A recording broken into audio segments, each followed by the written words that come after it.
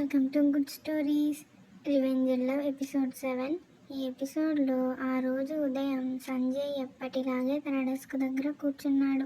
ముఖంలో ఏ మార్పు లేదు, కానీ లోపల దేని గురించో ఎదురు చూస్తున్నాడు. అతను నిన్న రాత్రి పంపిన ఒక చిన్న మెయిల్. అది చాలా సాధారణంగా కనిపిస్తుంది. సబ్జెక్ట్ కూడా సాధారణమే. ఓల్డ్ ఫైల్ వెరిఫికేషన్ క్లారిఫికేషన్ అనే ఆ మెయిల్లో కేవలం ఒక సందేహం అడిగాడు. ఈ అప్రూవల్ డేట్ మిస్ మ్యాచ్ ఎందుకు ఉంది అని. ఇది పెద్ద విషయం కాదు, కానీ దాన్ని చూసే వాళ్ళకి అది చిన్న విషయం కూడా కాదు. ఉదయం 10 గంటలకు ఫైనాన్స్ డిపార్ట్మెంట్లో చిన్న కలకలం మొదలైంది.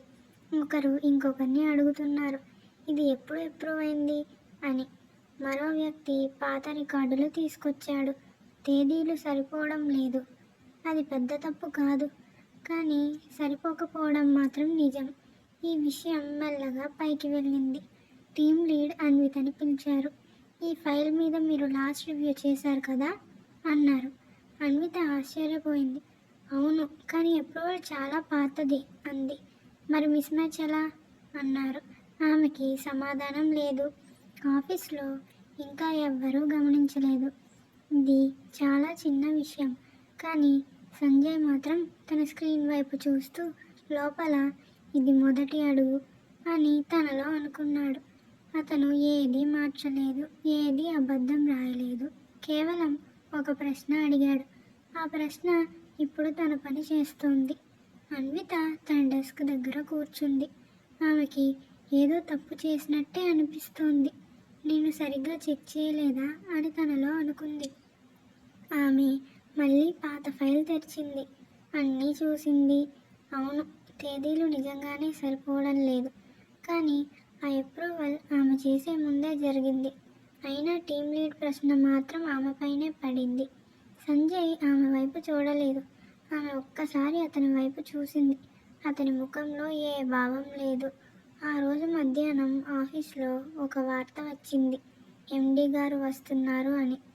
ఆఫీస్ ఒక్కసారిగా చురుగ్గా మారింది. అందరూ ఫైళ్ళు సర్దుతున్నారు. అందరూ డెస్క్ క్లియర్ చేస్తున్నారు. అన్విత ఒక క్షణం ఆగింది. ఎండి శంకర్ ఆమె నాన్న, కానీ ఆమె ఎప్పటిలాగే సాధారణంగా ఉంది. ఇది కూడా ఒక సాధారణ విజిట్ అని తనలో అనుకుంది. సంజయ్ మాత్రం ఆ పేరు విన్న వెంటనే ఏదో కోపం. కొన్ని నిమిషాల తర్వాత లిఫ్ట్ తలుపులు తెరుచుకున్నాయి. శంకర్ బయటకి వచ్చాడు. తెల్ల చొక్కా, నీలి కోట్, నడకలో ఆత్మవిశ్వాసం. అతను అందరికీ నమస్కారం చేశాడు. ఎవరికీ ప్రత్యేకంగా చూడలేదు. సంజయ్ తన కుర్చీ నుంచి లేచి నిలబడ్డాడు. అతని కళ్ళు శంకర్ మీద పడ్డాయి. ఇది మొదటిసారి అతను అతన్ని దగ్గరగా చూస్తున్నాడు. ముఖం సాధారణమే. ఏ దుర్మార్గం కనిపించలేదు, ఏ కఠినత కనిపించదు. అది సంజయ్కి మరింత కోపం తెప్పించింది. ఇలా సాధారణంగా ఉంటావా అని తనలో అనుకున్నాడు. శంకర్ టీంతో చిన్న మీటింగ్ పెట్టాడు. ఈ మధ్య పనిలో కన్సిస్టెన్సీ ఉండాలి అన్నారు. అన్విత కూడా అక్కడే ఉంది. ఆమె ముఖంలో ఎప్పటిలాగే గౌరవం మాత్రమే. శంకర్ ఒక ఫైల్ గురించి అడిగాడు. అదే అప్రూవల్ మిస్ మ్యాచ్ ఉన్న ఫైల్. ఇది ఎవరు చేశారు అన్నారు. టీమ్ లీడ్ అన్విత వైపు చూశారు. ఆమె లాస్ట్ రివ్యూ చేసింది సార్ అన్నారు. ఆ క్షణం సంజయ్ కళ్ళు అన్విత వైపు తిరిగాయి. ఆమె శాంతంగా లేచి వివరాలు చెప్పింది.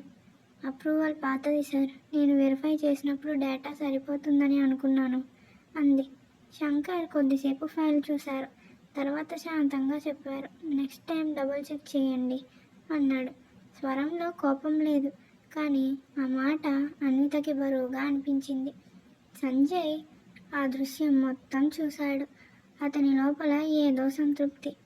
ఇది మొదటిది మాత్రమే అని తనలో అనుకున్నాడు. ఆఫీస్లో ఎవరికీ ఏ అనుమానం లేదు.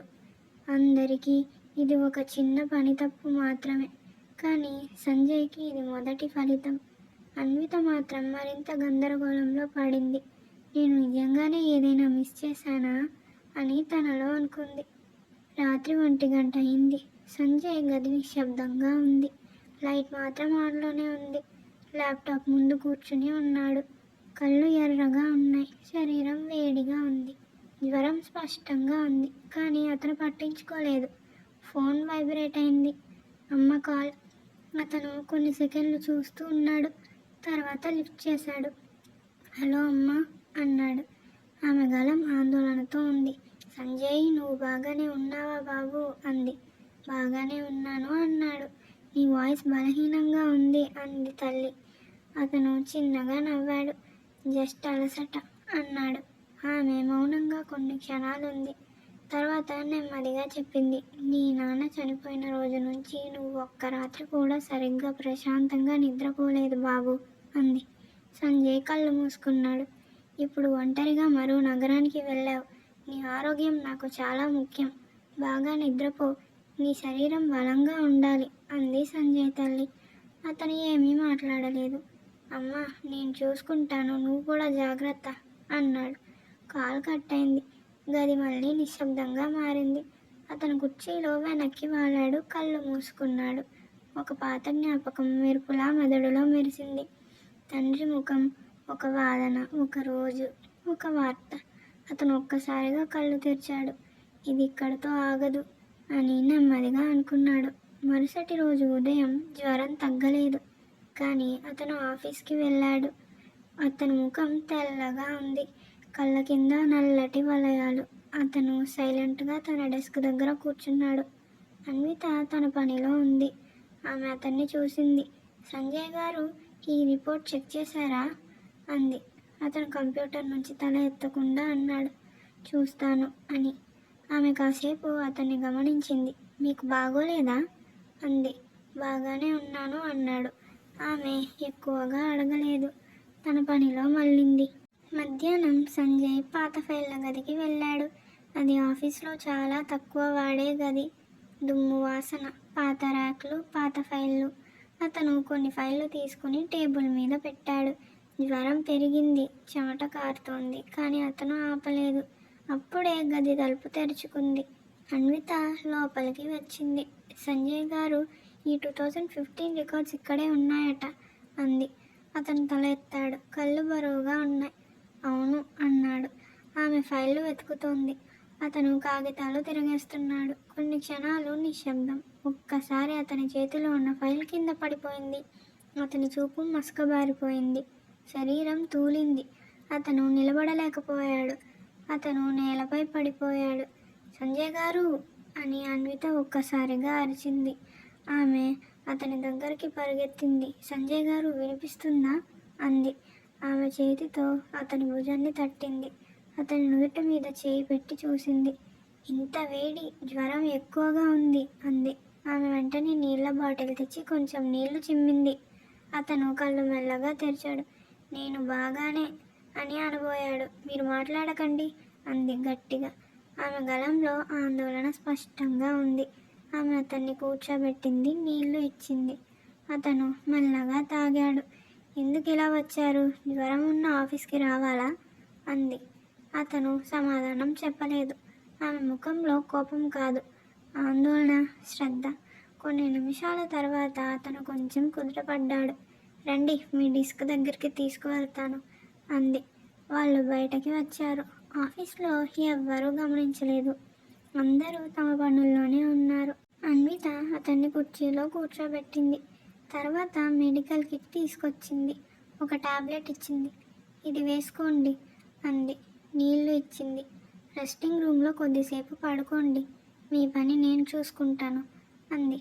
అతను ఆశ్చర్యంగా ఆమెను చూశాడు. అవసరం లేదు అన్నాడు. ఇప్పుడు అవసరం ఉంది అంది. ఆమె గళం గట్టిగా, స్పష్టంగా ఉంది. అతను ఇంకా వాదించలేదు. రెస్టింగ్ రూమ్కి వెళ్ళాడు. పడుకున్నాడు. కళ్ళు మూసుకున్నాడు. అతని మనసులో ఒక ప్రశ్న. నేను ఆమెతో ఎలా ప్రవర్తించాను? ఆమె ఎందుకు నాతో ఇలా ప్రవర్తిస్తుంది? నేను ఆమెపై కోపంగా అరిచాను. ఆమెతో ఎలా ఉన్నాను? మరి ఎందుకు ఇంత మంచిగా ప్రవర్తిస్తుంది నాతో అని తనలో అనుకున్నాడు. అతని గుండెలో ఏదో మెల్లగా మారుతోంది. కోపం తగ్గలేదు, కానీ ఆ క్షణంలో అది కొంచెం నిశ్శబ్దమైంది. ఎందుకు అని తనలో తానే అడిగాడు. నేను ఇలా ప్రవర్తించినా కూడా ఆమె ఎందుకు మంచిగా ఉంటుంది అని. ఆ ప్రశ్నకి సమాధానం లేదు. కానీ ఆ రోజు సంజయ్ మనసులో ఏదో ఒక కొత్త భావం నిశ్శబ్దంగా మొదలైంది. అతనికి తెలియకుండా ఇంకా ఆఫీస్లో శంకర్ తన క్యాబిన్లో ఉన్నాడు. అన్విత అతని దగ్గరకు వెళ్ళింది. సార్, ఒక ఫైల్ సైన్ కావాలి అంది. శంకర్ ఆమెను చూసి అన్నాడు, నీ ఆరోగ్యం బాగుందా అని. బాగానే ఉంది సార్ అంది. ఆమె సాధారణంగా మాట్లాడింది. వాళ్ళ మధ్య పని మాటలే. బయట చూసే వాళ్లకు అది యజమాని మరియు ఉద్యోగి సంబంధమే. ఆ రోజు ముగిసే సమయానికి సంజయ్ రెస్టింగ్ రూమ్ నుంచి బయటకు వచ్చాడు. జ్వరం ఇంకా ఉంది, కానీ అతని మనసులో అది కోపమా, కృతజ్ఞత లేక ఇంకేదైనా అని అతనికి అర్థం కాలేదు. ఈ వీడియో కనుక నచ్చినట్లయితే లైక్, షేర్, సబ్స్క్రైబ్ చేసి నైస్ అని కామెంట్ చేయండి.